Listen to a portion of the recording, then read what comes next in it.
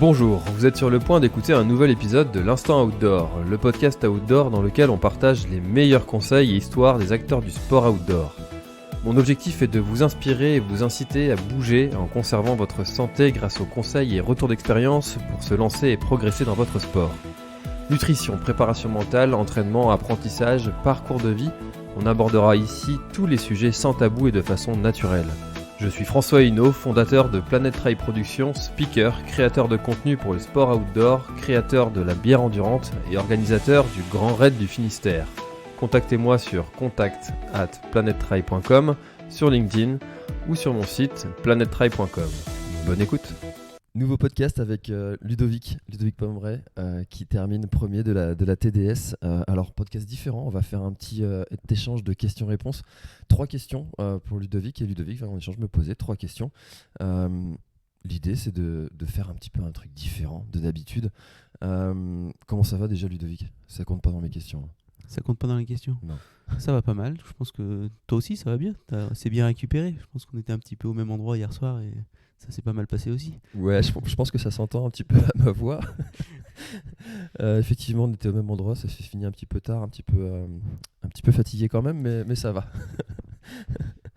Alors du coup, donc je répète les règles, 3 questions chacun. Le et toi, on peut se le poser, mais ça compte pas dans les questions. Alors, comme c'est moi qui ai défini les règles, je vais commencer.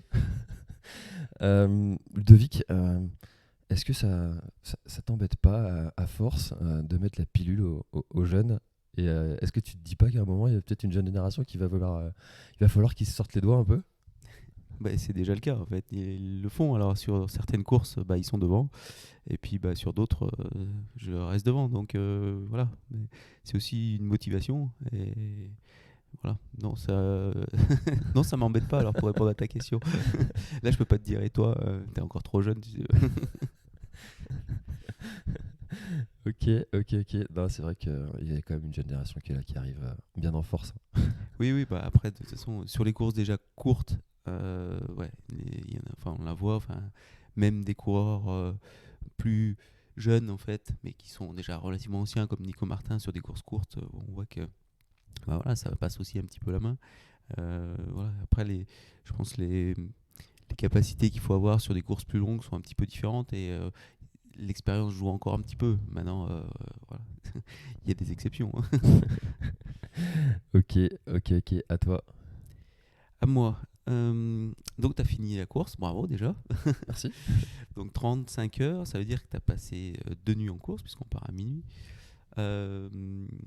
Tu te prépares à ça, et comment tu gères 2 nuits ? Parce que c'est quelque chose que je vais sûrement bientôt avoir à gérer 2 nuits, que j'ai jamais fait. Donc, comment ça se passe ? Est-ce que tu dors, quoi ? Alors, c'est plus d'une question. Mais... Ouais. En fait, j'ai dormi. Pour tout te dire, j'ai même dormi 3 fois 10 minutes et 2 fois 20 minutes. Donc ça fait quand même pas mal. Ok, t'es plutôt sur micro-sieste, quoi. Voilà. Ouais. Et alors les 3 fois 10 minutes, c'était dans des conditions en vrac, donc où vraiment le corps là il dit stop, dans la pelouse, sur le sentier. Idéalement dans des conditions qui sont pas terribles, comme ça dès que le corps il est plus en condition de dormir, il se réveille tout seul automatiquement quand il y a quelqu'un qui passe très près et qui est en train de parler. Moi ça me réveille 10 minutes et ça suffit en fait pour repartir. Et non, ça je le prépare pas du tout. Au contraire, c'est même difficile parce que le sommeil, le manque de sommeil, c'est quelque chose qui est très difficile. Je sais qu'il y en a qui le supportent bien. Moi, c'est compliqué. Je sais que je deviens vite désagréable. Et je me rappelle quand ma petite était petite, qui faisait passer nuit, c'était compliqué de gérer ce manque de sommeil. Je sais, c'était un petit peu le même cas pour nous, donc c'est pour ça que c'est quelque chose que j'appréhendais un petit peu aussi. Ouais. Mais à partir de quand en fait tu commences vraiment à avoir sommeil ? Alors là, comme on est parti à minuit, j'ai eu déjà du mal quand on était en altitude dans l'après-midi. Parce qu'en altitude, j'avais vraiment... Donc le premier jour, même pas, pas avant là. Mais en fait, je savais que j'allais passer une deuxième nuit, donc je me disais quitte à dormir, quitte à être fatigué, autant... Alors petit problème technique, ça arrive, j'avais plus de piles sur mon enregistreur, donc du coup on a pris option B. Donc comme je disais, comme je savais que j'allais passer 2 nuits dehors, j'ai dormi, je savais de toute façon que quand j'étais en altitude, dans les montées, ça allait être un peu plus compliqué. Et du coup, je m'interdisais pas de dormir dès que je sentais la fatigue arriver, vraiment fortement. Et puis, j'avais promis un truc à ma femme aussi, c'est d'être prudent. Et puis quand je sentais de la somnolence arriver et un peu moins de vigilance, je préférais m'endormir plutôt que d'être somnolent et puis prendre des risques, notamment sur le fameux passeur de Pralognan.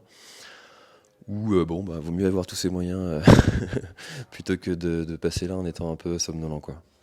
Donc voilà, du coup comment j'ai fait pour le sommeil. Alors, ma question, je te l'ai posée, mais du coup ça a été coupé. Est-ce que toi tu serais capable d'être serre-file sur une course et d'accompagner justement les derniers et de passer tout ce temps-là sur une course, sachant que toi, tout seul, tu serais arrivé beaucoup plus tôt? Alors, Serfil sur une course aussi longue voilà, que la TDS, c'était combien? 44 heures, je crois, le temps imparti. Ouais, je pense que ça se relaie quand même, parce que voilà, ça doit être géré un petit peu différemment. Après, voilà, faire une course, en fait, pas à mon niveau, pas à mon rythme, c'est quelque chose que je vais faire bientôt, du coup, avec ma femme, pour la 30e édition de la Diagonale et nos 30 ans de vie commune. Donc voilà, ça sera une expérience différente, et c'est pour ça que je te pose des questions par rapport aux nuits, parce que ça sera la première fois qu'on va passer, que je vais passer, qu'on va passer de nuit en course. Et voilà, c'est un peu l'inconnu par rapport au sommeil. Et ça permettra aussi à la Réunion de vivre la course un petit peu autrement, parce que c'est vrai que dans le pack, il y a voilà, il y a pas mal de choses qui sont différentes. Et on arrive aussi à ma question, justement dans le ouais, on va dire le milieu de peloton. Non, t'es pas milieu de peloton, t'es plutôt début. Enfin bon, est-ce que tu échanges beaucoup avec les coureurs en fait que tu connais pas forcément? Est-ce que tu as des coureurs où tu restes longtemps avec eux et puis tu passes des moments et vous vous aidez mutuellement? Ou je sais que quand j'ai commencé, ça se faisait pas mal dans le trail. Je sais pas si ça a évolué maintenant. C'est un petit peu différent parce que je retrouve toujours un peu les mêmes coureurs voilà, sur les courses. Je cours un peu toujours avec les mêmes au final. Mais voilà, toi, comment ça se passe à ce niveau-là? Alors, sur une course comme la TDS, il y a vraiment la particularité d'avoir toutes ces nationalités. Et ça, c'est quelque chose qui est vraiment chouette. Alors, même si je parle pas anglais, je ne parle pas espagnol non plus, mais en fait, tu arrives à échanger deux, trois mots avec des coureurs. J'ai échangé avec des Italiens, un Vénézuélien aussi. Voilà, donc ça arrive. Après les coureurs, je reste jamais bien longtemps avec eux personnellement parce que je pense que, enfin moi j'aime bien être à mon rythme et comme dans les montées je suis très lent et dans les descentes c'est le plat plus rapide. Et ben en fait j'ai passé mon temps à faire yo-yo avec d'autres gens, donc on s'est croisés souvent, on s'est encouragés, euh, mais parler vraiment, tisser des liens, là ça m'est pas arrivé. Et ça fait même un moment que ça m'est pas arrivé. Avant, je courais avec un copain. Et puis quand les niveaux ont évolué, bah en fait, on s'est un peu séparés. Et puis j'ai pas retrouvé en fait cette cohésion avec d'autres gens sur des courses, même si ouais, t'arrives à discuter un petit peu, mais jamais bien longtemps en fait. Enfin, ça m'est pas arrivé depuis longtemps de me retrouver avec quelqu'un qui a le même rythme que moi. C'est compliqué ça en fait, de d'avoir quelqu'un qui a exactement le même rythme que toi, quand ça va en montée, en descente, sur du long comme ça. Mais je sais qu'il y en a beaucoup à qui ça arrive, ouais. Ouais. Et puis je pense que tu tisses un lien fort après parce que tu passes les mêmes galères pendant assez longtemps. Et ouais, ça doit être des beaux souvenirs, je pense, qui sont créés avec ces gens-là. Euh, et alors, ma question suivante, est-ce que toi, quand tu cours et que tu sais que tu vas arriver dans les premiers, est-ce que ça t'arrive d'avoir une pensée pour tous ceux qui y restent peut-être 2 fois plus de temps que toi et tu te dis, mais waouh. Ouais. En fait, souvent je me dis, ouais, j'aimerais pas être à leur place. Non, non, mais c'est vrai. On se dit, ouais, est-ce on est un petit peu peut-être feignant, on n'a pas envie de rester trop longtemps sur le terrain, quoi. C'est pour ça qu'on essaye d'aller vite, mais tout le monde, voilà, tout le monde essaye d'aller, de faire dans ses capacités. Mais c'est vrai que Ouais, passer autant de temps, c'est pour ça, j'avais aussi ma question, c'est est-ce qu'on dort en fait? Et voilà, ça c'est quelque chose que je m'étais jamais trop posé. Mais penser aux gens qui sont encore en course, ouais, surtout même quand bah, t'as fait la nuit et puis tu retournes, tu repasses sur la ligne, il y a toujours des gens qui arrivent, dire bah voilà, ils ont pas vécu la même chose quoi du coup en fait. Donc c'est des courses qui sont un petit peu différentes. Enfin, et ouais, peut-être que euh, on peut en fait ce que les personnes terminent un peu plus loin sur une TDS comme ça ressentent peut-être que euh, des personnes qui font le tort et qui sont devant sur le tort ont peut-être un peu des, des, des ressentis similaires, voilà. Mais non, pour l'instant, voilà. Comme j'ai qu'une nuit, non, j'ai pas ce ressenti-là. Mais oui, je pense à toutes ces personnes et ça reste une majorité. Je sais pas la majorité, en fait, le gros du peloton, à quelle heure ils arrivent. Mais ça doit être. Non, ouais, mais ça doit être après, autour de 40 heures de course, ça doit être le gros, en fait, du peloton, en fait, de la TDS, quoi. Donc, Ok, bah toi du coup. à moi, ah oui, donc nous on nous demande souvent en fait, bah, avant une course, des objectifs. Qu'est-ce qu'on a comme objectif de classement, voilà. Est-ce que toi aussi, tu te fixes un objectif en fait classement ou temps avant un départ de course, quoi? Euh, Alors, l'objectif de classement ou de temps, il est. Je sais que je finis, enfin, à peu près dans un certain classement en général. Sur toutes les courses à peu près similaires, c'est bah maintenant c'est premier quart. Donc je regarde les années passées, combien est-ce que les coureurs qui ont fini premier quart mettent, et je me dis bah je vais faire à peu près ce temps-là, mais c'est une fourchette de 3 heures quoi.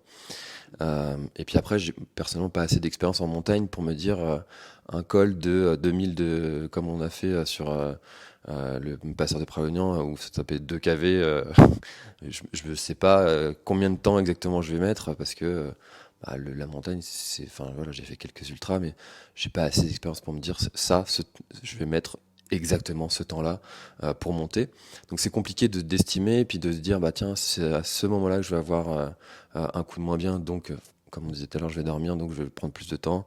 Mais par contre je trouve que c'est important de se mettre un objectif et pas juste enfin, terminer en bonne santé c'est un bon objectif, mais en fait enfin, c'est pour moi plus suffisant quoi. Ne pas terminer n'est pas une option. Donc se mettre un objectif de temps et de classement, ça permet aussi de se booster un petit peu et puis de se challenger aussi soi-même. Et puis je trouve ça amusant aussi parce que par exemple là sur la ligne d'arrivée, enfin à partir des Ouches, j'ai demandé pour la première fois à mon pote qui me faisait de l'accompagnement combien je suis. Il m'a dit t'es 403. J'ai dit mais y a pas moyen, moi je finis dans les 300.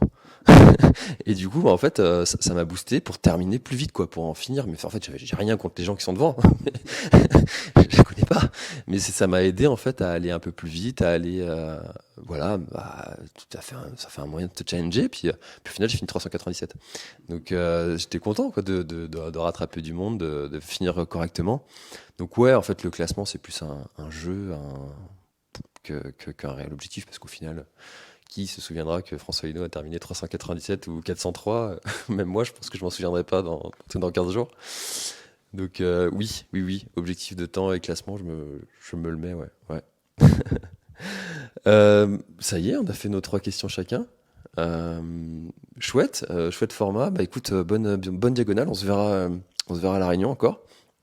Moi, j'y serai aussi pour accompagner le team Montagne Ultra Trail. En espérant la courir l'année prochaine. Voilà. Merci Ludovic.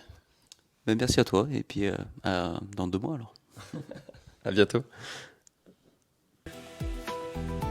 Merci d'avoir écouté cet épisode de l'Instant Outdoor. J'espère qu'il vous a plu. Si c'est le cas, même si ce n'est pas le cas, abonnez-vous pour ne rater aucun épisode.